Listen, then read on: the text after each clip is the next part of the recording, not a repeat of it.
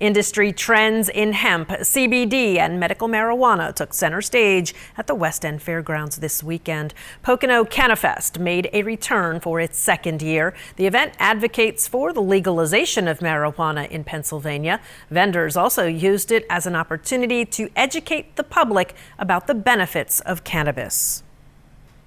Unfortunately, though, for most of the population, marijuana has a lot of benefits. It has a lot of benefits for your mental disposition and your physical disposition. The cannabinoids that exist within the cannabis plant are still being discovered. There are many of them, since basic research has not been able to take place since 1920, essentially.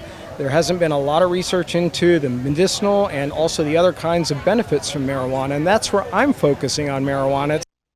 About 300 vendors set up at the event. Medical marijuana has been legal in Pennsylvania since 2016, and earlier this month, the state Senate introduced a bill which would legalize adult use of marijuana in the state.